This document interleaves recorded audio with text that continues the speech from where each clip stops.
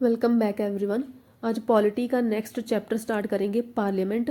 इससे पहले जो लक्ष्मीकांत में कैबिनेट कमेटीज़ दी गई है उनको पार्लियामेंट्री कमेटीज़ के साथ ही कवर करेंगे, तो दोनों कमेटीज़ वाले चैप्टर साथ में कवर हो जाएंगे। आज पार्लियामेंट करेंगे, लेजिस्लेटिव ऑर्गन। देखिए, इससे पहले हमने state executive and union executive को कवर कर लिया है।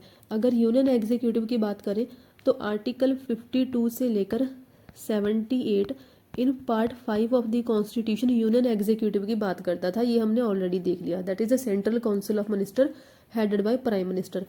अब अगर लेजिस्लेटिव ऑर्गन होगा तो इसके आगे वाले आर्टिकल्स ही कंटिन्यू होंगे।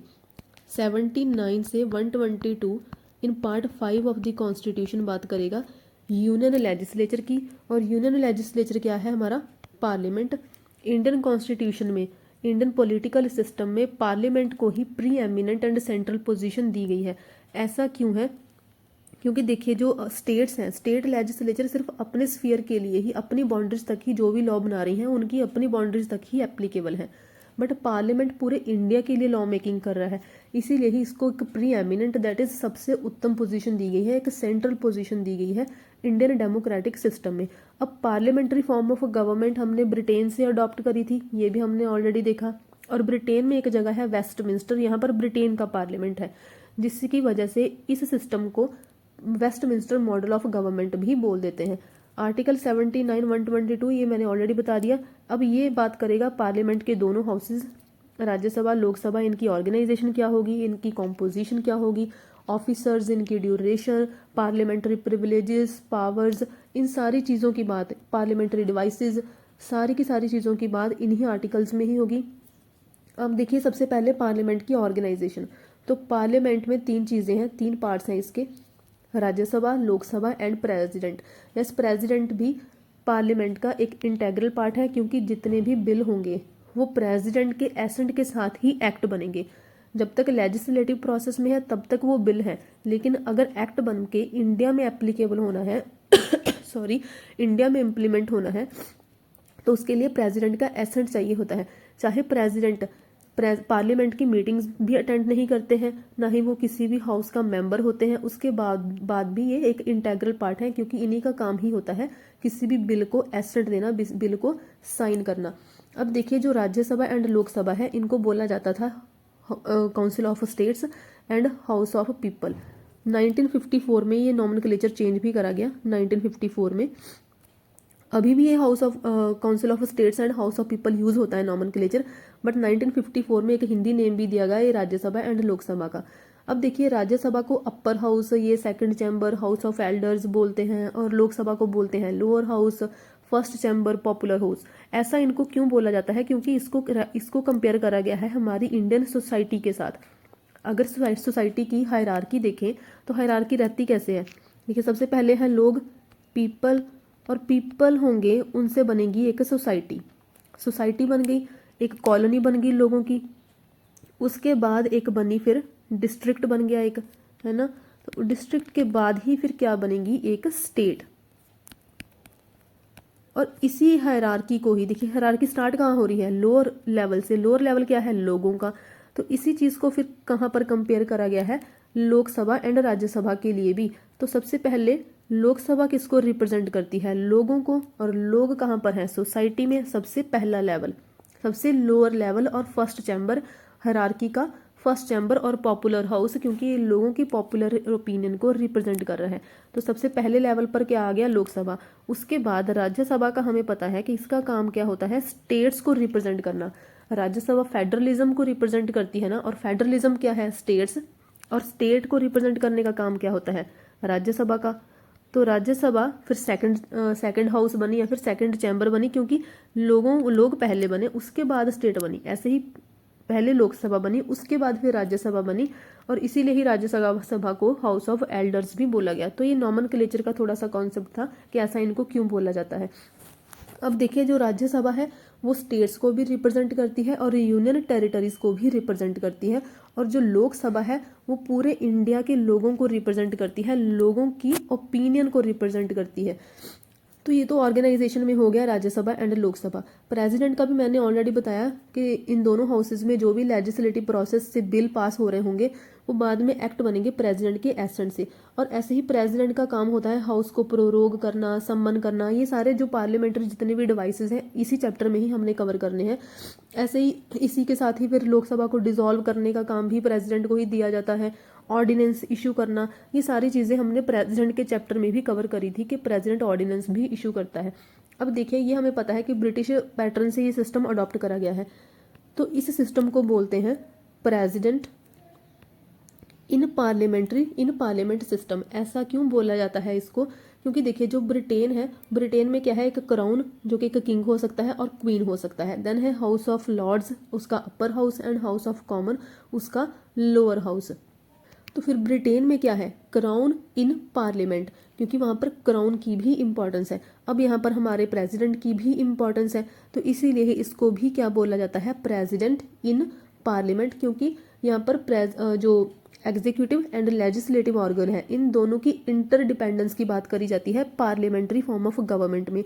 यस, सेपरेशन ऑफ पावर को भी प्रेफरेंस दी जाती है इंडिया में कि लेजिस्लेटिव और एग्जीक्यूटिव ऑर्गन डिफरेंट अपने स्फीयर में ही काम करें, बट इंडिया में या फिर पार्लियामेंट्री फॉर्म ऑफ गवर्नमेंट में ये 100% कॉन्सेप्ट अप्लाई नहीं करा है, इसको अप्लाई नहीं होता है, इसको अचीव करने की ट्राई करी जाती है, but 100% parliamentary form of government में कभी भी अचीव नहीं हो सकता है, क्योंकि यहाँ पर दोनों ऑर्गन्स की, लेजिस्लेटिव एंड एग्जीक्यूटिव दोनों ऑर्गन्स की इंटरडिपेंडेंस की बात करी जाती है इन पार्लियामेंट्री फॉर्म ऑफ गवर्नमेंट।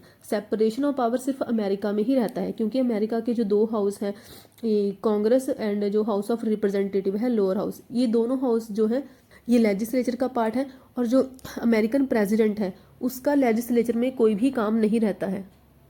वो हमारे जैसे इंडिया में क्या है, प्रेसिडेंट लेजिस्लेचर का एक इंटेग्रल पार्ट है, अमेरिका में लेजिस्लेचर का इंटेग्रल पार्ट नहीं है, अमेरिकन एग्जीक्यूटिव या फिर अमेरिकन प्रेसिडेंट, ये लोग अपने अपने स्फीयर में काम कर रहे हैं। तो यहाँ पर इंडिया में सेपरेशन ऑफ पावर को 100% अचीव नहीं करा जा सकता है।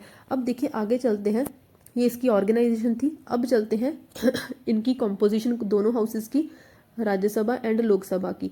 सबसे पहले देखिए राज्यसभा, तो राज्यसभा को हमारे कॉन्स्टिट्यूशन में आर्टिकल जो 18 है, आर्टिकल 80 कहता है कि जो राज्यसभा है उसकी टोटल स्ट्रेंथ जो होगी वो 250 होनी चाहिए। ये बाय कॉन्स्टिट्यूशन दी गई है मैक्सिमम स्ट्रेंथ, और इसमें से 238 जो होंगे वो स्टेट्स एंड यूनियन टेरिटरीज को रिप्रेजेंट करेंगे, और जो 12 होंगे वो नॉमिनेट करे जाएंगे by president. But by law मतलब कि अब की जो करंट स्ट्रेंथ चल रही है वो है 245 में से 233 जो है वो स्टेट्स एंड यूनियन टेरिटरीज को रिप्रेजेंट कर रहे हैं, और जो 12 मेंबर्स हैं उनको प्रेसिडेंट नॉमिनेट करेंगे। अब देखिए ये 233 भी कैसे डिवाइड करा गया है, जो 225 है वो स्टेट्स की सीट होंगी राज्यसभा में, और जो 8 होंगी यूनियन टेरिटरीज की सीट होंगी। यूनियन टेरिटरीज कौन सी, ऐसे दिल्ली, पुडुचेरी हो गई, ऐसे ही एक जम्मू एंड कश्मीर, इन तीनों की जो सीट्स हैं वो यूनियन टेरिटरीज की सीट होंगी। अब देखिए फोर्थ शेड्यूल जो है, फोर्थ शेड्यूल का हमने पहले भी देखा हुआ है कि fourth schedule allocation of seats की बात करता है इन राज्यसभा। स्टेट्स और यूनियन टेरिटरीज इनकी सीट्स की एलोकेशन कैसी होगी राज्यसभा में, ये बात करी गई है फोर्थ शेड्यूल में। अब देखिए हम देखते हैं कि स्टेट्स की कैसी इनकी रिप्रेजेंटेशन होगी राज्यसभा में, यूनियन टेरिटरीज की और नॉमिनेटेड मेंबर्स की कैसी रिप्रेजेंटेशन होगी। सबसे पहले देखिए स्टेट्स के मेंबर कैसे इलेक्ट होके जाते हैं राज्यसभा में। ओके, सबसे पहले जो राज्यसभा का इलेक्शन मेथड है वो लक्ष्मीकांत में दिया नहीं गया है, जस्ट लोकसभा का इलेक्शन मेथड ही एक्सप्लेन करा गया है, बट हमने नेक्स्ट वीडियो में राज्यसभा का इलेक्शन मेथड भी कवर करना है। इस चीज़ को हमने छोड़ना नहीं है, क्योंकि यूपीएससी ने ये नहीं कहा है कि वो आउटसाइड लक्ष्मीकांत कुछ भी नहीं पूछेगा, तो हमने राज्यसभा का इलेक्शन मेथड भी डिटेल में कवर करना है नेक्स्ट वीडियो में। यहाँ पर सिर्फ हम कॉम्पोजिशन ही देखेंगे, थोड़ी सी ओवरव्यू ही देख रहे हैं अभी। देखिए सबसे पहले अगर स्टेट्स की बात करें तो स्टेट्स के मेंबर कैसे इलेक्ट होके जाते हैं, इनडायरेक्टली ये इलेक्ट होते हैं लोग, और इनको इलेक्ट करा जाता है बाय एमएलएज और elected members of state legislative assemblies. जो स्टेट लेजिस्लेटिव असेंबलीज के इलेक्टेड मेंबर्स होते हैं इन्हीं को ही तो एमएलएज भी बोलते हैं ना। तो ये एमएलएज जो होंगे वो proportional representation and single transferable vote से on the basis of open ballot system फिर वोटिंग करेंगे, और इसी सिस्टम से ही जो राज्यसभा के मेंबर्स होंगे, स्टेट्स के जो एमपीज होंगे राज्यसभा में, उनको इलेक्ट करा जाएगा। और ये जो सीट्स होंगी जो राज्यसभा में स्टेट्स की सीट होंगी वो on the basis of population ही होंगी। अब क्योंकि ये seats on the basis of population है तो अब हर एक स्टेट की पॉपुलेशन तो सेम नहीं है, किसी की कम होगी तो किसी की ज़्यादा होगी, तो उसी के बेस पर ही उनको सीट्स भी दी जाएंगी। जैसे कि लक्ष्मीकांत में एग्जाम्पल दी गई है कि उत्तर प्रदेश के पास 31 सीट्स हैं क्योंकि उत्तर प्रदेश की पॉपुलेशन भी बहुत ज़्यादा है, और ऐसे ही जो त्रिपुरा है उसका सिर्फ एक ही मेंबर है राज्यसभा में। But on the other hand अगर यूएसए की बात करें, अमेरिका में क्या है, जो सेनेट है वहाँ पर सबको इक्वल रिप्रेजेंटेशन मिली हुई है। यूएसए की 50 स्टेट्स की इक्वल रिप्रेजेंटेशन है, पॉपुलेशन के बेस पर नहीं है। हर एक स्टेट के 2 मेंबर आएंगे सेनेट में, तो टोटल मेंबर कितने हो जाएंगे, 100 मेंबर। 50 स्टेट्स हैं तो हर एक स्टेट से 2-2 मेंबर ही आ रहे हैं। बट इंडिया में ऐसा नहीं है, on the basis of population ही सीट्स दी गई हैं स्टेट्स को। अब देखिए ये जो proportional representation and single transferable vote system है, ये हमने जब हमने प्रेसिडेंट का ये चैप्टर करा था तो उस टाइम पर मैंने ये सिस्टम प्रॉपरली एक्सप्लेन करा था विद एग्जाम्पल। और अगर हमने राज्यसभा का इलेक्शन मेथड समझना है नेक्स्ट वीडियो में तो ये कॉन्सेप्ट भी समझ में आना चाहिए। तो आपको एक बार जाकर वो मैं लिंक डिस्क्रिप्शन में पिन कर दूंगी, तो वो एक बार मेथड आपने जाकर देख लेना है कि proportional representation and single transferable vote system है क्या। अच्छा, ये जो इलेक्शन कंडक्ट करवाए जाते हैं ये election commission of India conduct करवाएगा। उसके बाद जितनी भी पार्टीज होंगी अपने कैंडिडेट को फिर वो नॉमिनेट करेंगी। जो एमएलएज वगैरह होंगे उसके बाद कैंडिडेट्स नॉमिनेट कर दिए गए हैं। जो एमएलएज होंगे फिर वो proportional representation and single transferable vote के बेसिस पर एंड ओपन बैलेट सिस्टम पर फिर इन वोटिंग सिस्टम करेंगे, अपना वोट डालेंगे और उसके बाद ही कैंडिडेट्स को इलेक्ट कर लिया जाता है। और जो राज्यसभा होती है हर 2 साल पर 1/3 मेंबर रिटायर हो जाते हैं, जिसके बाद फिर से फ्रेश इलेक्शंस होते हैं। तो लेकिन इलेक्शन मेथड सेम ही रहता है, proportional representation and single transferable vote. अब देखिए चलते हैं यूटीज पर। यूटीज के जो मेंबर होते हैं उनको भी इनडायरेक्टली इलेक्ट करा जाता है by members of electoral college. और ये इलेक्टोरल कॉलेज क्या है, सिंपल एमएलएज वगैरह ही जो होंगे वही इलेक्टोरल कॉलेज के मेंबर होंगे। और इनको भी proportional representation and single transferable vote के बेसिस पर ही इलेक्ट करा जाता है जो यूटीज के मेंबर्स होंगे राज्यसभा में। 8 यूनियन टेरिटरीज हैं, 8 में से 3 यूनियन टेरिटरीज की ही राज्यसभा में रिप्रेजेंटेशन है, दिल्ली, पुडुचेरी एंड जम्मू एंड कश्मीर। बाकी को रिप्रेजेंट नहीं करा गया है क्योंकि उनकी पॉपुलेशन ही बहुत ज़्यादा कम है, इसकी वजह से उनको छोड़ दिया गया है। अब देखिए ये नॉमिनेटेड मेंबर्स हैं, प्रेसिडेंट 12 मेंबर्स को नॉमिनेट करते हैं। और ये मेंबर्स आते हैं, देखिए एक तो आर्ट फील्ड से हो सकते हैं, सोशल सर्विस से हो सकते हैं, या फिर जिनको साइंस में एक्सपीरियंस हो या फिर लिटरेचर में जो एक्सपर्टीज हो उस पर्सन को नॉमिनेट करा जाता है बाय प्रेसिडेंट राज्यसभा में, ताकि कोई जो एमिनेंट पर्सन है जिसको अपनी फील्ड की बहुत ज़्यादा नॉलेज है उस इंसान को भी राज्यसभा में रिप्रेजेंटेशन मिल सके। बट अमेरिका में ये कॉन्सेप्ट यूज़ नहीं करा जाता है। तो ये थी राज्यसभा की कॉम्पोजिशन। इलेक्शन मेथड हमने नेक्स्ट वीडियो में देख लेना है, और आपने उससे पहले जाकर proportional representation and single transferable vote का कंसेप्ट समझ लेना है। लिंक डिस्क्रिप्शन में ही होगा, जरूर देखेगा वो जाकर, क्योंकि अगर आप उस चीज़ को मिस करेंगे तो राज्यसभा का इलेक्शन मेथड तो कैसे ही समझ आएगा। सेम ही कॉन्सेप्ट रहता है ना प्रोपोर्शनल रिप्रेजेंटेशन सिस्टम का, तो वो मैंने ऑलरेडी एक्सप्लेन कर दिया हुआ है।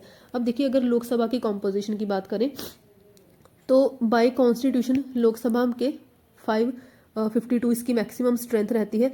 इसको भी अब देखिए पहले 552 था, अब क्योंकि एंग्लो इंडियन कम्युनिटी के 2 मेंबर्स को तो निकाल दिया गया है, निकाल दिया नहीं, उनको उनकी अब रिप्रेजेंटेशन है नहीं, तो अब देखिए कितनी है 550 स्ट्रेंथ रह जाएगी। इसमें से जो 530 होंगे ये स्टेट्स के लिए होंगे और जो 20 होंगे वो होंगे यूनियन टेरिटरीज के लिए। जो 2 मेंबर्स थे वो प्रेसिडेंट नॉमिनेट करते थे एंग्लो इंडियन कम्युनिटी से। एंग्लो इंडियन कम्युनिटी क्या होती है कि ऐसे लोग जिनका एक यूरोपियन डिसेंट हो, जैसे कि उनके फादर्स यूरोपियन हो, बट वो इंडियन टेरिटरी में अगर कोई पर्सन बॉर्न है बट क्योंकि उनके फादर यूरोपियन थे तो वो एक एंग्लो इंडियन कम्युनिटी का मेंबर बन जाएगा, वो एंग्लो इंडियन कम्युनिटी का पर्सन बन जाएगा। तो उसकी रिप्रेजेंटेशन के लिए, इस कम्युनिटी की रिप्रेजेंटेशन के लिए ही 2 मेंबर्स को नॉमिनेट करा जाता था। बट 104 अमेंडमेंट एक्ट से ही ये प्रोविजन हटा दी गई थी। अब देखिए ये तो था कि इसकी maximum strength, but by law जो अभी करंटली चल रही है वो है 545 इसके मेंबर्स हैं, उसमें से भी अब देखिए 2 निकाल दिए गए तो बचा कितना 543। अब 543 में भी अब फर्दर डिवीजन कैसी होगी, जो 524 होंगे वो स्टेट्स को रिप्रेजेंट करेंगे और जो 19 होंगी वो यूनियन टेरिटरीज को रिप्रेजेंट करेंगे। अब देखिए जो स्टेट्स हैं, स्टेट के मेंबर को इलेक्ट कैसे करा जाता है, जो स्टेट्स हैं उनकी रिप्रेजेंटेशन कैसे होती है। देखिए लोकसभा तो लोगों को डायरेक्टली रिप्रेजेंट कर रही है, लोगों की ओपिनियन को रिप्रेजेंट कर रही है, तो स्टेट से जो भी मेंबर आएंगे तो या फिर यूनियन टेरिटरीज से भी जो भी मेंबर्स आएंगे लोकसभा में, उनको अगर डायरेक्टली इलेक्ट करा जाएगा लोगों से, तभी तो फिर वो लोगों की ओपिनियन को रिप्रेजेंट कर पाएंगे। अगर राज्यसभा के जैसे इनडायरेक्टली इलेक्ट करा जाए तब तो लोगों की ओपिनियन डायरेक्टली रिप्रेजेंट होगी नहीं। तो इसीलिए ही जो भी लोकसभा में स्टेट्स या फिर यूनियन टेरिटरीज से भी मेंबर्स आते हैं उनको डायरेक्टली इलेक्ट करा जाता है लोगों के द्वारा। और सिस्टम यूज होता है first past the post system, इसको भी हमने नेक्स्ट वीडियो में देख लेना है लोकसभा के इलेक्शन मेथड में। और यूनिवर्सल अडल्ट फ्रेंचाइज यूज होती है कि 18 ईयर का जो मेंबर होगा, जो भी इंडियन सिटीजन 18 ईयर्स का हो चुका होगा, उसको वोटिंग राइट होगा लोकसभा के एमएलएस को इलेक्ट करने के लिए, उसको वोटिंग राइट होगा। इससे पहले ये एज थी 21 ईयर्स, इसको कम कर दिया गया था 61st कॉन्स्टिट्यूशनल अमेंडमेंट से। तो अब जो है वो है एज 18 ईयर्स। जब तक इस पर्सन को बाय कॉन्स्टिट्यूशन या फिर बाय लॉ डिस्क्वालीफाई नहीं करा गया है तब तक ये पर्सन डायरेक्टली लोकसभा के मेंबर्स के लिए पार्टिसिपेट कर सकता है, वोट कर सकता है।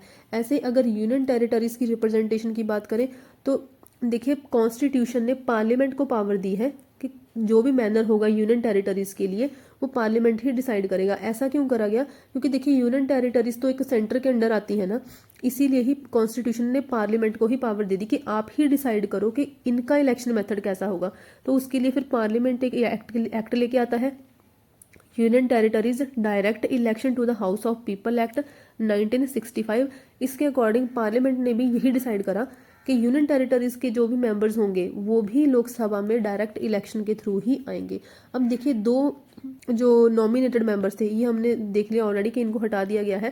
पहले देखिए 1950 से लेकर 1960 तक 10 ईयर तक ये कंटिन्यू रहना था सिस्टम, ये जो दो मेंबर्स को इलेक्ट करने का था, सॉरी नॉमिनेट करने का था, 1960 तक कंटिन्यू रहना था। उसके बाद हर 10 ईयर इसको एक्सटेंड करा गया और 2020 में जब लास्ट टाइम इसको एक्सटेंड करा गया था, इसके बाद जो एक्सटेंशन होनी थी वो 2030 तक रहनी थी। बट फिर बीच में आती है 104 अमेंडमेंट एक्ट, इसने इस प्रोविजन को ही हटा दिया कि एंग्लो इंडियन कम्युनिटी के अब मेंबर्स को नॉमिनेट नहीं करा जाएगा बाय प्रेसिडेंट। एंड 25 जनवरी 2020 से फिर ये provision this ceases to have effect, मतलब कि अब इसका कोई भी इफेक्ट नहीं रहा है। तो ये थी इन दोनों की कॉम्पोजिशन। नेक्स्ट लेक्चर में हमने देखना है लोकसभा एंड राज्यसभा का election. Like share and subscribe करें। Thank you.